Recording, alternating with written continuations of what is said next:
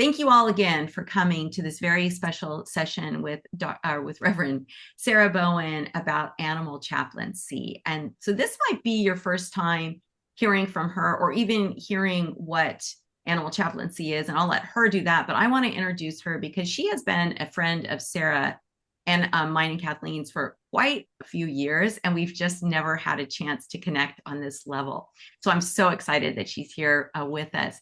But just for a little bit about her, she is an animal chaplain, which she's going to explain exactly what that is, a writer and an educator. She teaches about interspecies mindfulness, which is really about how we show up for animals emotionally and spiritually, very much like what we do in the Little Animals Lead Way, and especially during hard times like illness, loss, or end of life. She also advocates for animals who are exploited or endangered and helps humans navigate the grief that comes with loving animals deeply, which we all know. Every single one of us on here has felt this before. She's created a training program in animal chaplaincy, and that's through the Compassion Consortium, that teaches people how to support animals and the humans who love them in ways that are compassionate, meaningful, and grounded. Her latest book is called Sacred Sendoffs, and it was a #1 Amazon new release in both the pet loss, grief, and animal rights categories. You might have also read her work in Spirituality and Health magazine or seen her name in Parabola, Tricycle, or Religion dispatches. And if you're wondering what kind of person becomes an animal chaplain when Sarah's not teaching or writing, she's often the person pulling over to the side of the road to offer a sacred send-off to wildlife who have been hit by cars. That tells you a lot about the heart of what she brings to this work. And for me, I'm so excited to hear that because I know we're driving down the road and we see these animals and what can we do? So I'm excited for that portion for Sarah to kind of empower us on how we can bless these animals who have been hit. So Sarah, I would just love to jump right into it and turn it over to you. Eeks. I'm so delighted to be here with all of you. Thank you, Sarah. The Sarah folks are some of my favorite folks, and I think it has more than beyond just sharing a name, although I have an H on the end of mine, but I'm just a big fan of the work that you all are doing around here and the importance of different types of modalities that try to encourage thriving in animals. And I know that that's one of the things that you all are engaged in. I'm so happy for it. So we thought there were kind of maybe 5 questions or things that I would share with you today, and then we do some Q&A and figure out, kind of where we end up. I noticed there's a couple of other chaplains here with us as well, so that's cool. They may have some things to add into the chat as well when we start to get into some of the detailed things like this. But so what is an animal chaplain? How many people have heard of a chaplain before? Oh, yeah, Okay. definitely. Right. So you think, chaplains, when we think about hospitals or hospices, chaplains are in the military, chaplains are in college campuses. There's now corporate chaplains who work in businesses to help people with their emotional and spiritual. Like, anybody ever had a job where you're like, a corporate chaplain helps with that. Also, there's really interesting things that have happened. NASCAR has a chaplain. Kind of makes sense, right? That's a really like dangerous sport. And Hollywood has a chaplain for aging actor who we're all aging, but aging actors, who are facing end of life type of things, and kind of what comes up for actors as they're no longer how they were seen on screen, and how other people see them. So chaplains show up in a lot of different places. Um, it should be easy to understand what an animal chaplain does, although people still say to me, "Huh, do you have a church for cats?" And I used to not, but now we do have an interspecies spiritual organization, the Compassion Consortium.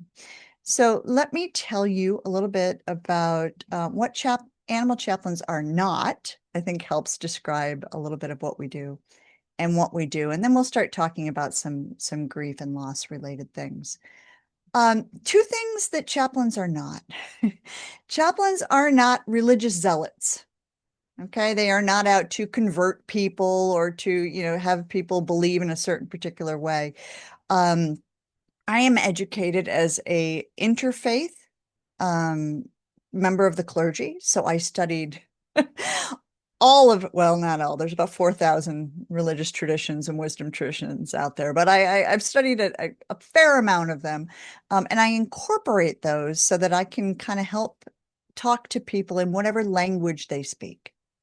So I have a level of literacy, religious or spiritual literacy, so that when people are saying like, well, this came up, a good example. My Catholic heritage tells me that animals don't have souls. What do you think? Okay. Or I'm Buddhist and I want to know about my animal traveling through the bardo. Or I'm Muslim and cats are okay with my husband or my wife, but dogs are not. What's that all about? Well, if you've studied Islam, you know a little bit about what that's about. So, we do literacy to try to understand where other people might be coming from. We're not experts on any of those traditions, just like you all let animals lead. We let animals lead and the people we're talking to, which I suspect many of you do as well, right? So understanding what their belief system is. The second thing that animal chaplains are not is only interested in pet loss.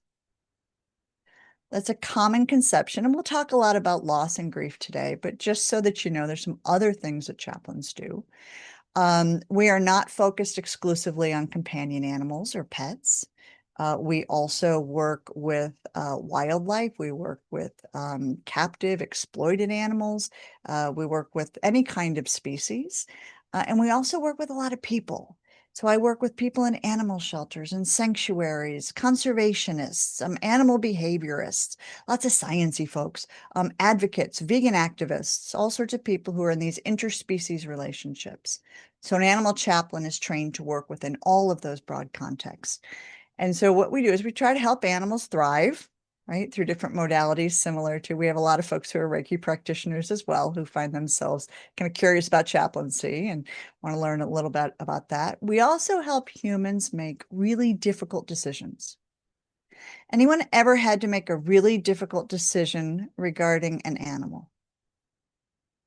Yeah, every hand should be up, right? We've had one. We've had one. It could be a companion animal, or it could be like this critter just moved into our basement and I don't want to call pest control, but I don't want to know what to do. Or it could be my car collided with this animal on the road and I feel horrible, right? So there are these different places where there are difficult decisions, or there are what I like to call ethical messiness that people need help with, and we help out in those kind of situations. We also help out in pet loss and bereavement, right? Or loss of any kind. I went to a funeral last year with I think there were about 4,000 people for a mountain lion in LA. Long live P22 in our memories. Amazing, right? So looking at the different ways we might do ritual, or we might do services, burials, memorials, or things like that. And we'll get into that today. Um, and then we help activists and animal care professionals. Anyone ever had compassion fatigue, moral distress, burnout? How about just agita? Right? So we kind of work with people who are in those careers for that. And we do help promote joy. I'm probably going to talk too much about squirrels today. I just know I am. And if you know me, you're going to know I'm going to talk about squirrels. But ways of also helping bring lightness and joy in the midst of all of that ethical messiness and all of the grief and the loss, the bereavement, the mourning, right? We are capable, we humans, and probably a lot of other species too, are capable of holding a bunch of emotions at the same time. You ever been grieving and then you bust out laughing? And you're like, I'm not supposed to do that. Or someone else says you're not supposed to do that? A chaplain won't. A chaplain's like, oh, what's that about? I see you're laughing now. What just came through your mind? So that's a little bit about kind of what we do. There's a couple of different training programs, as mentioned. I run one at the Compassion Consortium, which is a 9-month program where you learn all those different things that I just talked about. And people become pet chaplains, veterinary chaplains, or animal chaplains, which is that broader kind of lens that we're looking through. So I was asked to talk about a very good topic called the power of showing up even when you don't have the right words. So this happens all the time. I see it on Facebook all the time too. So someone says, I just lost Fido. And then all of a sudden there's a string of comments.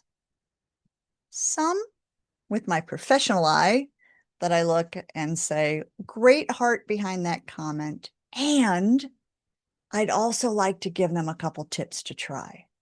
So the next section here we'll talk about for just a minute is not to dissuade any of us or shame any of us or berate any of us for saying the following things, because we do it all the time and I do it too, but to suggest some tweaks, a little bit of linguistic tweaks that might be more helpful if someone's going through grief and loss, which you can use not only on Facebook, but also in your work if any of these are new to you, or some of this might be old hat.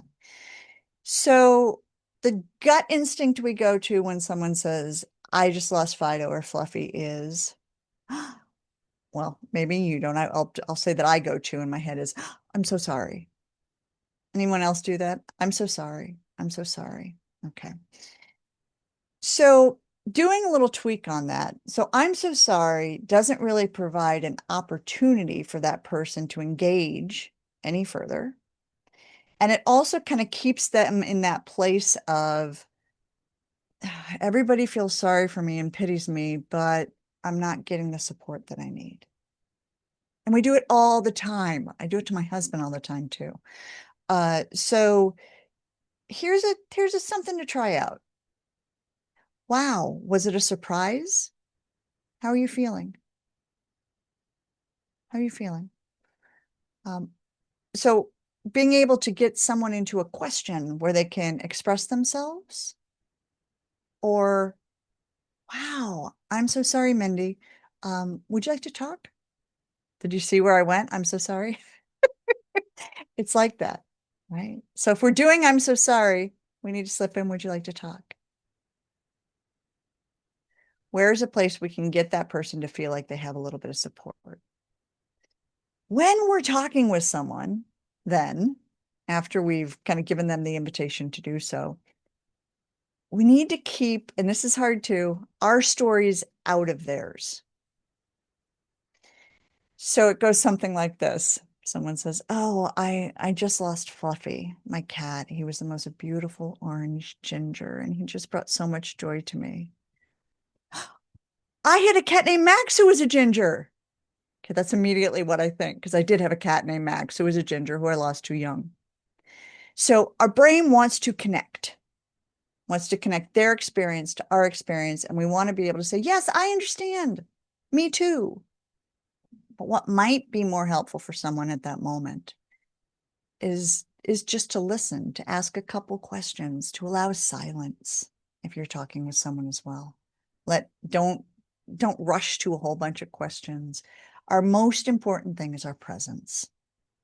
And I suspect all of you know that already, but it doesn't hurt to say it 20,000 times to remind us that we don't need the right words. We need a quality of presence that just shows up and says, I'm here. What do you got? Whatever you got. And sometimes people need to say words that they think are unsayable to others. So this happened to me on a podcast, I think last year, that I was on, and I used the K word. And one of the other panelists got very upset that I had used this word. And what I said was that a lot of people come to me and say, I feel like I killed my companion animal. And then we got on an interesting debate on the panel where I was told that word didn't belong in this conversation at all. And I think it does. Because if someone feels that way, they need to be able to say it to someone who says, wow, that sounds like a lot. What do you need right now? Tell me more. Tell me more. Not don't tell me that. Don't use that word. You did the best thing you could. It's euthanasia. It's a good death. It's not what you think. All of those kind of things we might want to do to assuage how someone's feeling. What they need to do is get it out. And if we're uncomfortable, we're going to start putting up our blocks. All of us. I do it too. I'm going to start putting up our blockers. I know how you feel. I don't know that I know how they feel. I've had my own grief experiences, but yours could be completely different than mine. Could be very different. Think of the people, if you live with humans, how do they deal with grief? I deal with a human who shuts right down. That's who I live with. I don't want to talk about it, Sarah. Nope. Okay. All right, honey, find somebody else to talk to about it or go paint. My husband's a painter. Everything that he needs to say comes out on the canvas, and that's okay. Everything he needs to say is on the canvas. So I say, do you need to go paint? Know the way that other people need to express themselves. It may not always be words.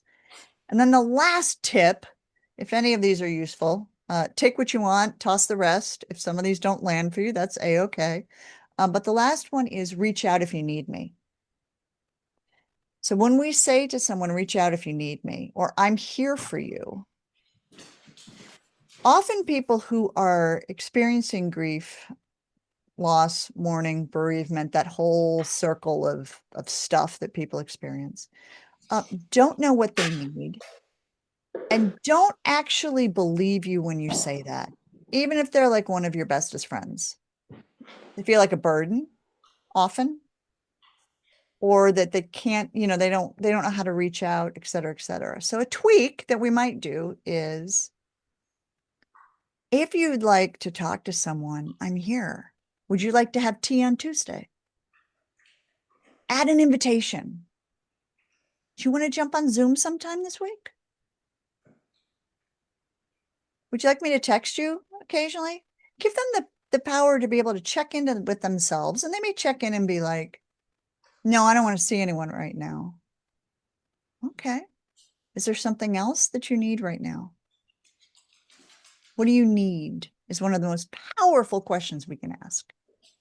What do you need right now? And people may say, well, I don't know. I have no idea. And the tears are falling and I call them the sacred tears, and the holy snot is just all over the place, right? Okay, well, have you been through this experience before? And what helped then? What helped then? Or when you're feeling crappy, what helps you feel better? Well, I like to eat a lot of non-dairy Ben and Jerry's. Okay, great time for it. What's your favorite flavor? Can I send you some? Can I drop some off at your house? Sometimes we think we're imposing, right? We're usually not. We're usually not. The other person's like, oh, okay. That's why we give so much food at funerals. Now people will eat part of it and then they'll be like, no, I have like 72 casseroles right now. Please, people, no more casseroles. But to get one or two when you don't feel like cooking is awesome. So trying to curb our I'm so sorry. And if we say it, add something on the back end of it. Don't insert our story into theirs to try to say, I have an experience too. This is okay. Don't say, I know how you feel. We don't. Ask instead, how does that feel? And instead of saying, reach out if you need me, come up with something or ask, what do you need? And if they say no, don't worry about it. Don't feel rejected or like your idea was a bad one. I'm curious at this point, how those feel to people. Yeah, and you can either drop it in the chat or you can unmute. Nobody ever rushes to unmute, so don't feel like you can't. I think for me, I have a really hard time with death. Like, I don't know what to say. And I go into freeze mode. And like, I will on Facebook say something. Claudia says it makes so much sense. Yeah, it does. Because on Facebook, especially, so I had to put my 18-year-old, it was 17 for sure, possibly 18-year-old pit bull to sleep at the beginning of May. I didn't post anything on Facebook about it until like a month later, because kind of for that exact reason, I didn't want first of all, I always feel the need that I need to respond because people are being kind enough to say something, and then just having the words to respond, but also being in the right place to respond. Do you know what I mean? And so Yeah. for me, I waited. Also, I'm the type of person that just likes to crawl into a cave if I'm hurt and are suffering. I don't want people saying, what do you need? You're a cat. Right? I'm like a big wildcat. Like I'm just gonna go in a cave, I'm gonna hide out, and then when I come out, I'll feel better. But so yeah, so this has been really helpful for me with other people because not everybody is like me. So I see that Diane, you unmuted. Do you have something you'd like to share?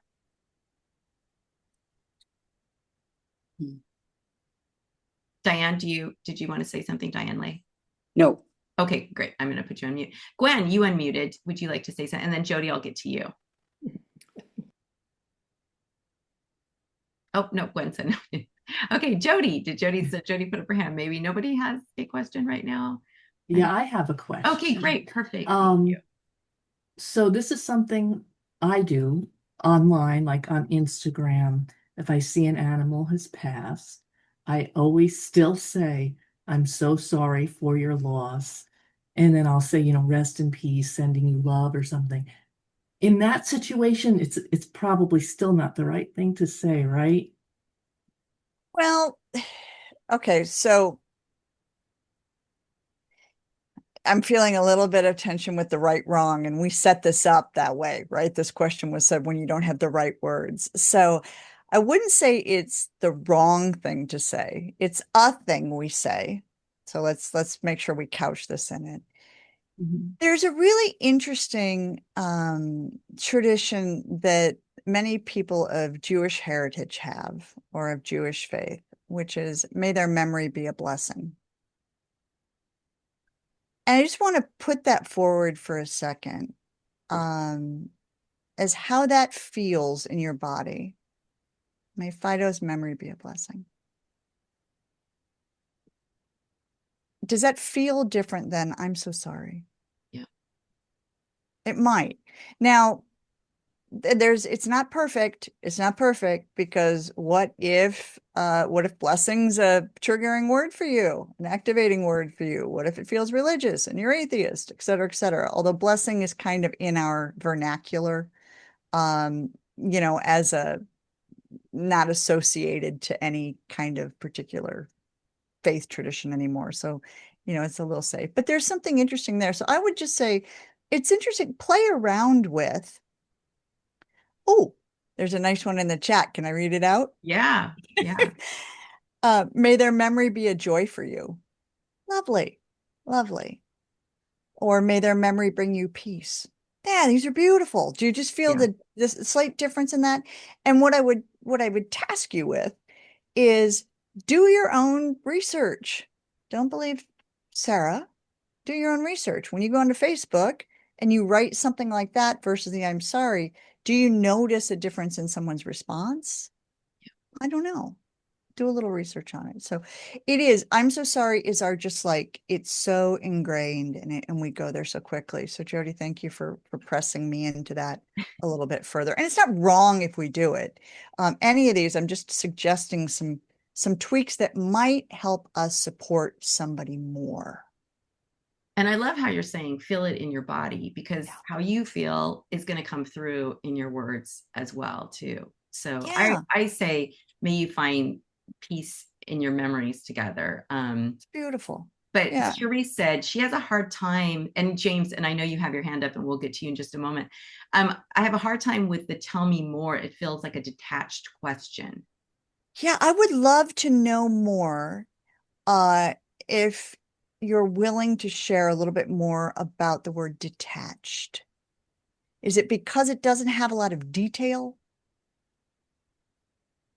Or does it feel too generic? I'd love to know a little bit more about Hi, clinical. it's me. It's just easier. Yeah. Yeah, I only mentioned it because I've heard that so often in different trainings and things that I've had, trauma training, whatever. And it sounds detached to me because it almost sounds like rather than sharing this space together where I'm stepping in with that person, it's that I'm objectively able to listen to it from a place of distance. Tell me more, like it's an invasive, oh, I'm Yeah, got interested, it. rather than I'm feeling with you. Does that make sense? It does. So really great messy place right here. Which is for some people, if you said, I'm feeling with you, that could activate the place of, you don't know how I'm feeling, or how could you? You didn't just lose your dog, all that kind of thing, right? But I see where you're going. I see where you're going with this, beyond the, sticking to words real tight. So I think, if you wanted to work with that power, what you're perceiving as, I think, a power dynamic there, a subject object type of thing, something that was a little more specific. I'd love to hear more right now about what you're experiencing. Another version of that, that might sound less clinical, or does that feel, that yeah, feels exactly what you want, what I want to say. yeah. And it's the same intention, Yeah. which is I want to know how you feel. Like, I'm not actually going through this experience. I may be with you here, but I'm not actually going through this experience. You've lost somebody who's dear to you. So I'm with you in presence, but I'm not, does that, yeah, okay. And I know Leah, you Yeah.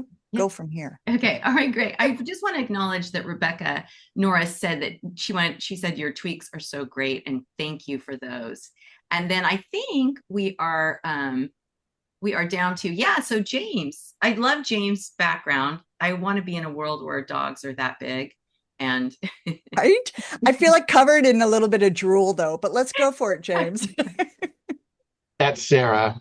She was my eldest girl. She saved my life. She was oh, wrapped in my lap at a time when I was about ready to go, and she just passed away. so sorry. Oh, there I So, go. so yeah, I was a lucky shot. I happened to have a new camera. I was playing with it. She got curious about it. I was not even looking through the viewfinder. It was out at the end of my arm. I just hit the button and hoped I'd get something. That was when she was a puppy. James, I love that. And I love that this may be intentional or not intentional, but the way that you're um, honoring that loss, or honoring that relationship with Sarah in such a beautiful visual way, that she's with you. I love it. I love it.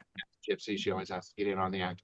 Anyway, what I was going to say, when my dad passed away in 1986, and mind, I was young and stupid. Now I'm old and stupid, but I had a very warped sense of humor about it all. That's how I coped. Mm, People can get really, humor as a defense mechanism can get really weird. And every time somebody would come up to me and say, I'm sorry,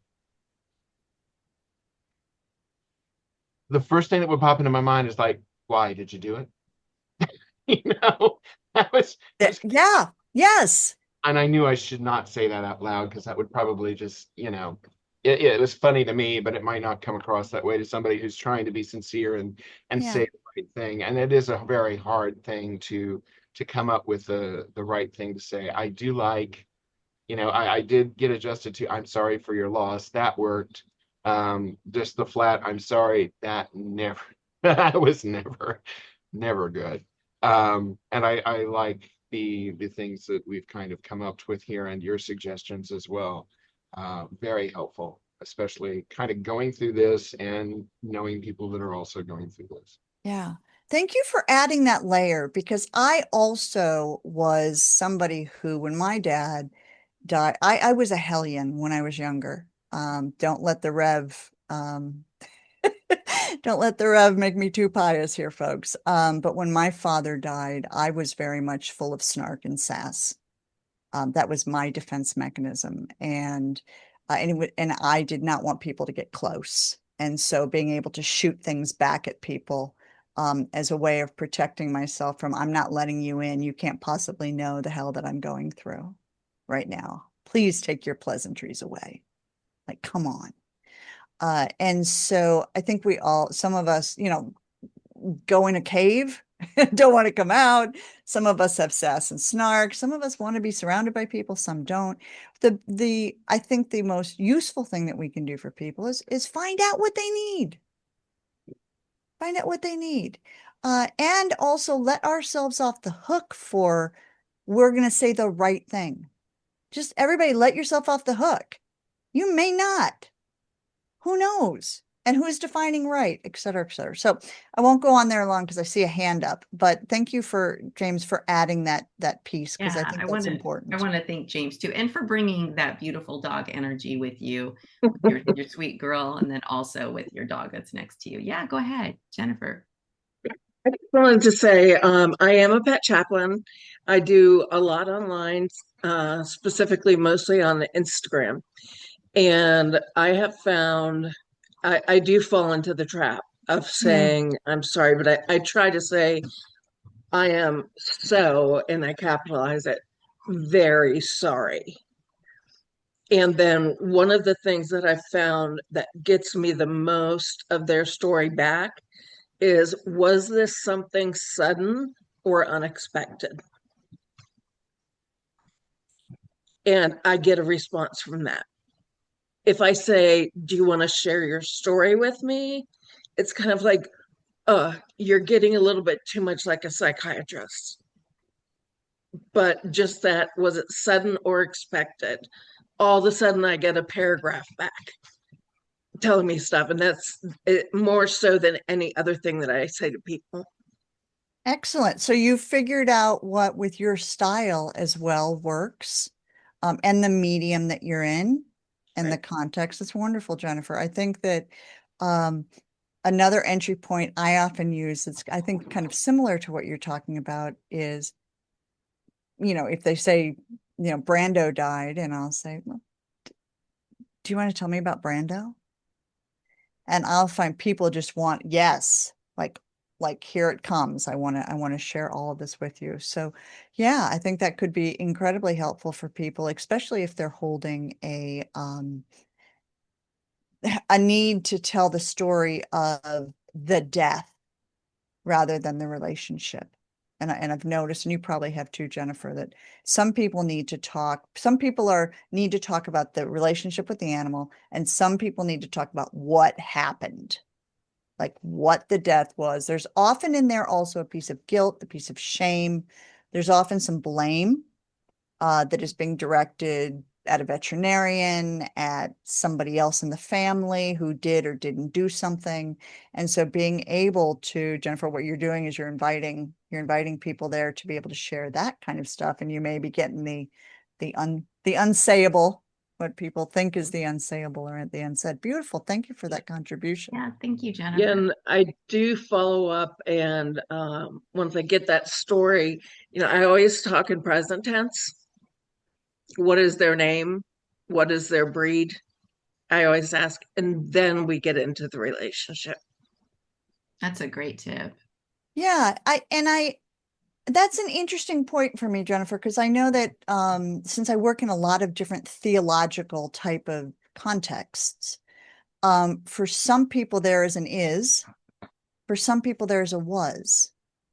So I think that's an interesting thing to also understand with people when they're telling their story. What is the language they're using?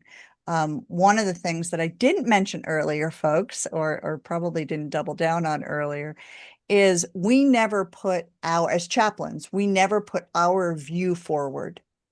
So when someone asks me what happens to, and this is actually our code of ethics as chaplains across all chaplains, if somebody asks, what do you think happens?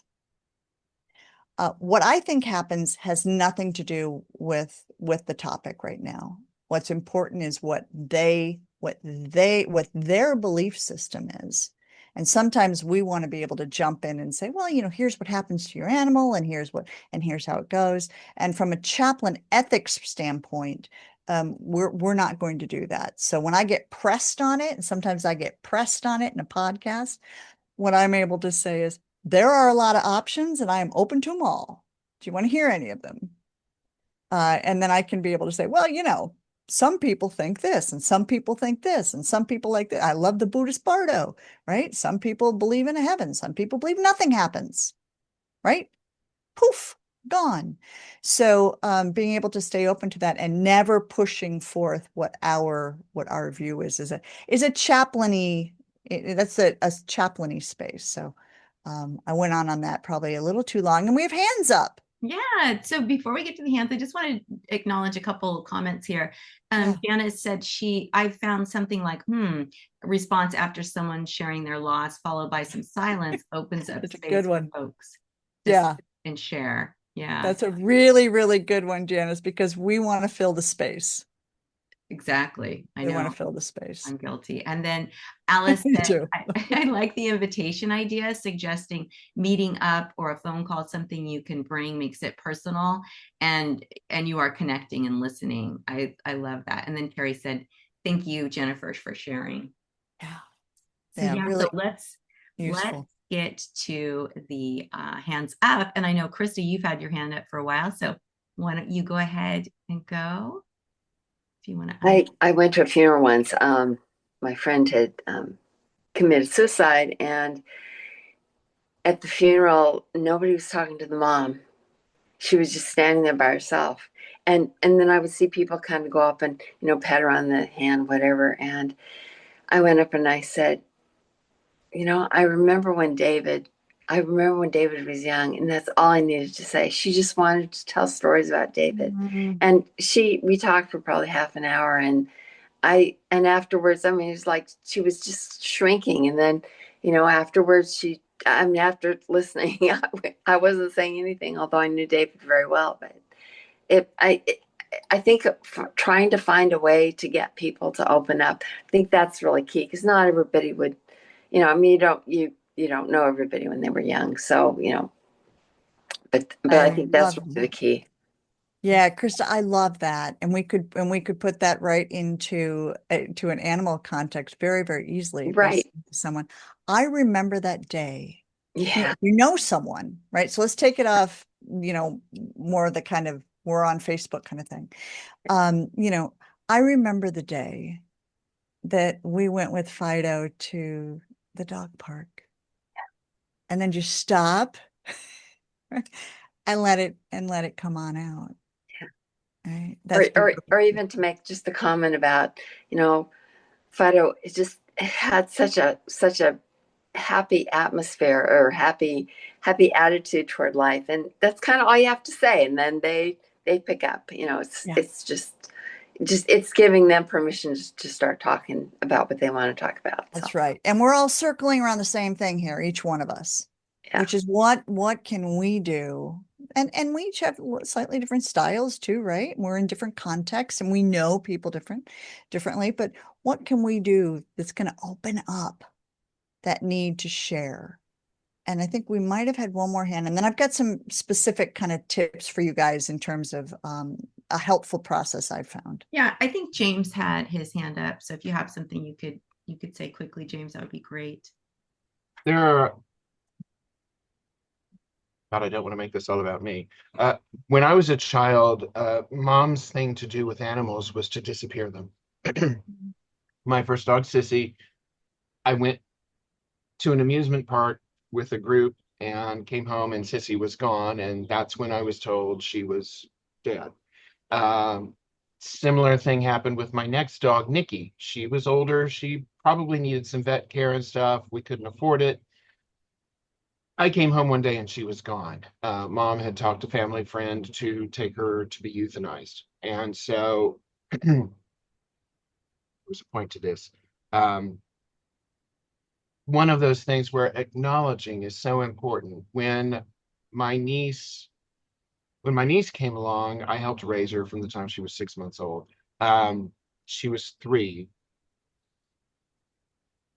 We got a parakeet. She got very attached to the parakeet, and the parakeet died, unfortunately. I think this was when she was about 5, and mom was just going to flush it. So she would just come home and it'd be gone. I'm like, no, we're not going to do that. So then I got tasked with kind of having to explain that whole death thing to her. and make it to where a 5-year-old is going to kind of not understand it completely, but so I kind of dumbed it down, and I just left it with a lot of different people think different things happens after we die, and kind of what you had said before, which is what sparked all of this. And trying to get it to where it's something where, a 5-year-old, you're not going to have a whole range of choices and so forth, but just to know that some people think this, some people think that, and some people think the other thing. And I think that was probably unconsciously the best way I could have probably handled that at the time. Yeah. But it is so important to meet people where they're at, and not to shy away from the hard stuff. That's well said, James. And let's just take a moment to breathe into all of the losses you just mentioned that weren't necessarily handled at that time in a way that you would handle them now, how your mother's way was. I find that most of us are holding at least 2 or 3 of those kinds of stories of cats or dogs that went to the vet and never came back. And then, parents just kind of moved on. Animals, the flushing and the animals. I still don't understand why this ever made sense to anyone. I have very small pipes at my house anyway. It just doesn't make sense on a number of levels. But I will do a shameless plug for, that's a lot of what I talk about in the first 3 chapters of Sacred Sendoffs. My personal belief is that we can memorialize at any point after a loss. I do a lot of Sacred Sendoffs with people, 20 years, 30 years after a loss, because it wasn't honored, it wasn't recognized, it's still sitting with them. And I do the same thing. Tell me about the parakeet. Tell me about your first dog. I would love to hear. I have plenty of time, right? I'd love to help you memorialize. Would you like to have a furry wake? I do lots of furry wakes with people. Maybe we should put that in our if we have post notes or anything when this goes out. I have an article on doing furry wakes for the magazine. But getting some people together and saying, tell me about these losses. Tell me about these losses. If time is a construct, which many of my better science friends tell me, then does that matter? I think it does. I think it does. Make your own decision on that, but does it make a difference? It might. It might. So, James, thank you for adding that layer in, because it's never too late to do this work. And we often have to go back to the first one, because the first one taught us, normalized how you're supposed to deal with it. However our parents did it, right? And what we pick up some cues that way, or whoever was in our family, whoever the veterinarian, or whoever handled that. So being able to do a little excavation really, really often helps. There are tools I talk about the book, and I use in our training, and I use in general for, how do you navigate grief? Well, there are a lot of people who have a lot of different systems for doing this, and our beliefs and our research about grief has changed over time. The most important thing I can share with you is what we find in thanatology, which is the study of death, and in grief research, is that closure is not what we're looking for.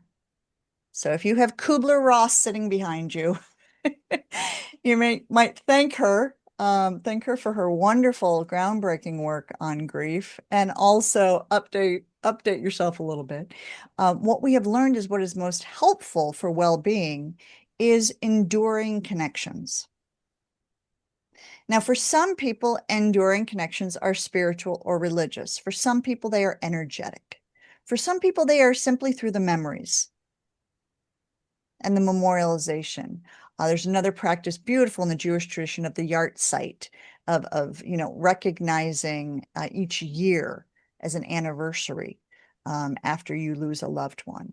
There are lots of different ways that we can, keep these kind of enduring connections, but not that we're seeking closure. Closure shuts down grief, shuts down well-being, shuts down healing, doesn't do much for us. So instead, what we're trying to do is transform what we're feeling and learn to adjust to whatever our new normal is. Adjust to life on life's term as it is now, with that being not in their body. And so it's really important, though, to make sure that we're not putting onto someone, your animal is still with you. They may or may not have that belief system. So we may want to be able to give them a very beautiful picture that's comforting of what we think this is. If we look at ourselves, that is the beautiful picture that we want that comforts us. It may not be their thing. So, making sure to ask someone, what are your beliefs about? What happens after someone dies, we leave our bodies? Or what's your language? What's your language around this? It's very different for different people. And if people say, well, I don't know. Well, would you like to explore some of the things and see what lands for you? That's a great way to help people understand and unearth their own beliefs, because they have them. They're just not sure if it's okay to say them, or they're not sure if they're right, or they've been told they're wrong, or something like that. So they have beliefs. We just need to excavate them. Okay.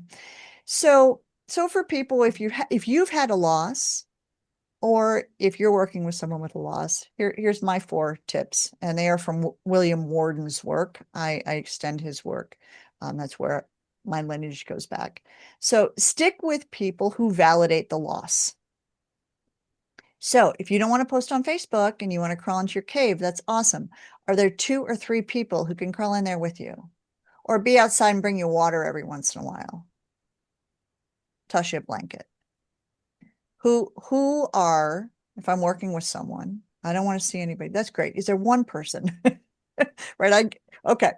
Is there one person? Is there one person who's helpful when you're like, oh yeah, well, so-and-so is helpful. Okay, great. Can we bring them into our inner circle of care? We bring that person into our inner circle of care. So stick with people who validate the loss. Don't try to convince all the people who don't validate the loss. It's not worth your time. Not worth your time. Memorialize the loss, preferably through ritual. And let me expand on that just a little bit. So memorializing is paw prints, hanging wind chimes, photos, those cool little, I have all the little jewelry things that people put cremains in, right? All of those kind of stuff, urns. Here is, we're going to grab somebody. This is Ringo Petrocelli. Say hi to the folks, Ringo. This is Ringo. There's a couple other folks behind me, as well as my father, who's up there. But that is memorialization. Ritualization is when we add an emotional and or spiritual or religious piece to the memorialization. Why this is important is it's important for healing. To be able to feel, to be able to share, and to be able to do things that transcend words. Anyone meditate or do mindfulness or pray or do Reiki around here? Anybody? Okay. So there are some things that transcend words, providing people opportunities to do those things and not just have them done for them, which is why pet blessings are a little power dynamic-y, right? We still do them and they're wonderful, but they are a little, you can bless your pet. Anybody can. Anybody can. If you want to learn, let me know. Help you learn. We'll do a separate thing on blessing pets. But ritual, and there are so many different beautiful rituals in the world. I do have a kit on my website at sacredsendoffs.com that has rituals using fire, water, earth, and air that I use with people with very simple instructions that are suitable for people who are spiritual but not religious, or generally spiritual, or who are religious as well.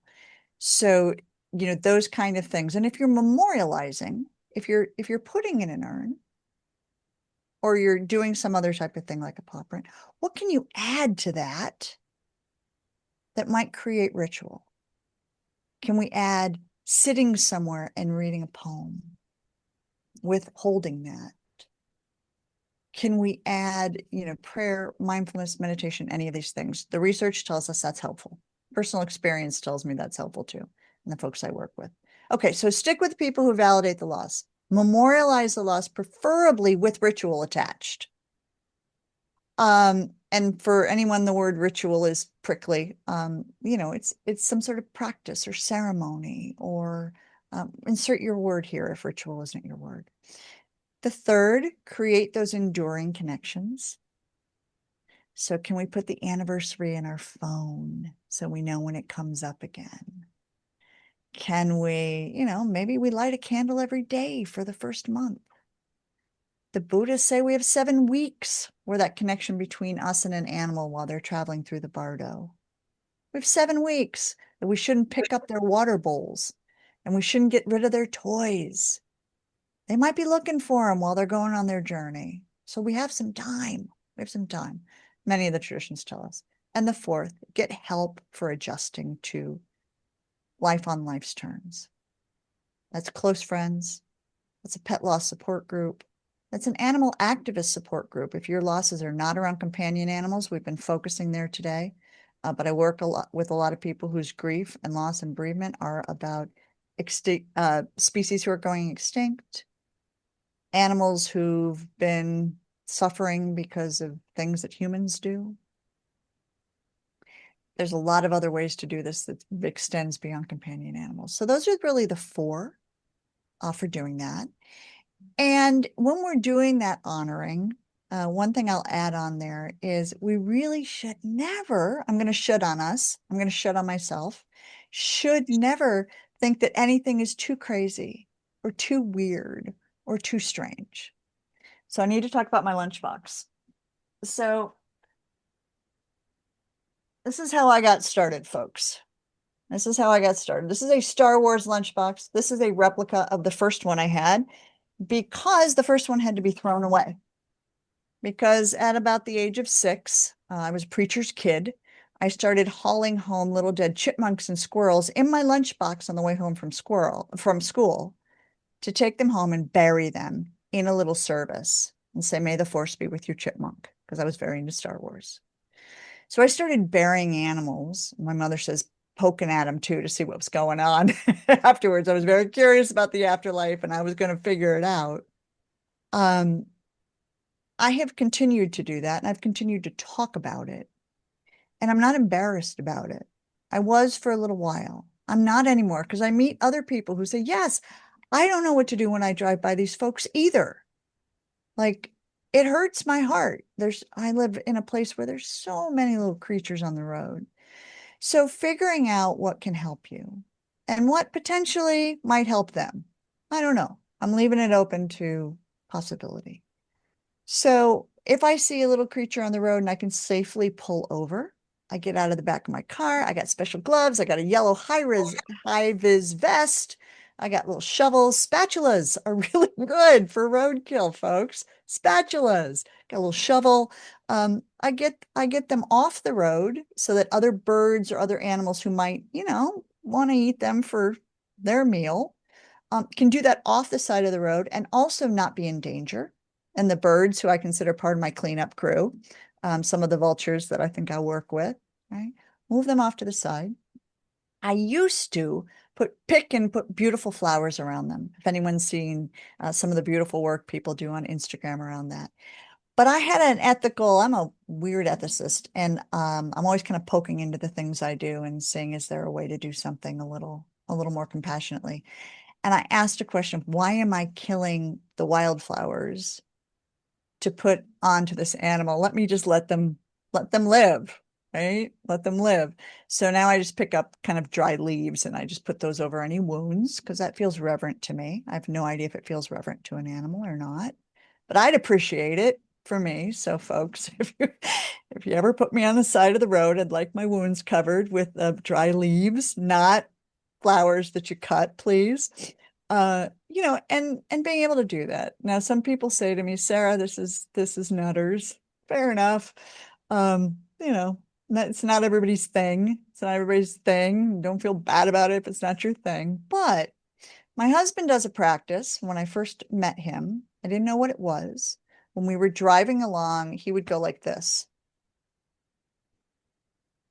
My husband's 18 years older than I am. So when I first started dating him, I thought he was having heart problems. Right? I thought this was like and I was like, do we need to go get that looked at? He's like, what are you talking about? And I said, what is this? And he said, oh, I'm just giving gratitude for the life of that, you know, dead deer we just passed. I was like, I married the man. Okay. And so, you know, that brings tears right now. And that's 20 years ago.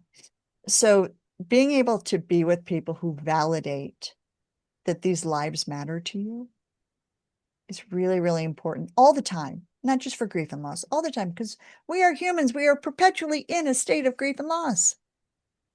I went to the doctor last week and I had to have more tests. And I'm like, I don't like being over 50. I'm in a state of grief and loss, anticipatory grief. Why don't things work like they used to? Why is everything sliding down on my body? Why is my hair turning gray? Right? So I've gone off the rails now, folks, but you know, but we are, to bring it back in here, we are in a state of grief and loss all the time. From the moment we pop out, I think. So, you know, whatever you can find to honor the grief and the loss that you experience in your lives and call it that if it's useful. It's not weird for you to feel bad about deers and squirrels and chipmunks or cows and pigs and chickens if you're one of those people like I am, right? I have some concerns about them too and how they're treated.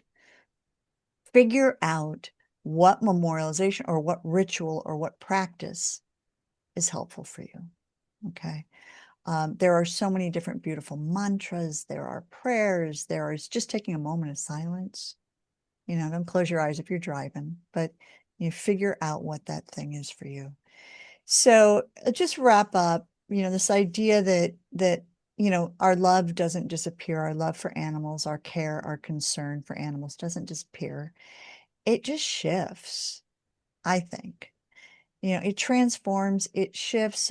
If we're feeling a lot of grief and loss, or if someone around us is feeling a lot of grief and loss, find somewhere for that love to go. I had one client who wasn't ready to have another companion animal who came in, so she knitted little blankets for animal shelters. That was where she put her love. She said, I'm not ready to have another cat, but I can do this for the cats who are in the shelter right now. Oh, shelter Reiki. Who am I talking to, right? But what are the places that love can go? Huge fan of stuffed animals. I hand out thousands of these every year at conferences and trade shows. People can touch them. People can hold them. We have clinical research that tells us that feeling, and I'll close here with my number one tip. If you take this away, this will have been a success as far as I'm concerned. Touching soft things, wearing soft things brings us back in our bodies when we jump out of it. So you're never too old for stuffed animals or blankets that you love or really soft pajamas that look like they belong on a 5-year-old. All right, that's the perspective of one animal chaplain. I know we have many other pet chaplains and animal chaplains here, who a handful who are here with us today, so they might have different views. So if chaplaincy is something interesting to you, Google animal chaplains, Google pet chaplains, find out about them. And I know they'll put a link to my work in the chat and in the notes for this. Thank you for having me, folks. Thank Hope it you was so useful. much. Yeah. Reverend Sarah, I'm so grateful to this. I'm so grateful to you for all this information. I would love to have you back because I know we only scratched the surface here, and we've probably created even more questions. And I know Probably. we have more questions in the chat we're not, unfortunately, not going to be able to get to, but I just want to thank you and everyone. So one of the things that you did share was your kit, your ritual kit that's on your website. So I did put a link in the chat to your website, and I'm also going to put it in the recap. But I think that's a really beautiful thing to add to what we want to do. And I know that Krista said her friend gave a donation to the Humane Society. That's another great way to honor great an idea. animal. Is, we always support that. And so yeah, but thank you. And thank everyone for your questions and for your contributions. It's just absolutely wonderful. So makes it a very rich conversation. Thank you, folks. It does. And then it brings up things that we probably wouldn't have covered. So I love that. I love this community.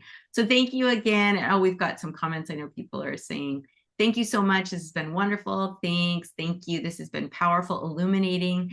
And then Carrie said, Reverend Sarah's book is great and her kits, and you have used them. Great. And also I will put a link. Good to see you, Terry. And then Alice said, thank you so much to contemplate. Bunny said, thanks very much. And Rebecca said, fabulous session. Thank you. So thank you again, Reverend Bowen. And I really hope you'll be open to coming back and talking to us again. Of course. Sarah with Sarah. No brainer. Yes, exactly. Well, this is what we'll call it next time. Sarah with Sarah. Thank you so much. Bye, everyone. Thank you so much. Bye, folks. Have a good week.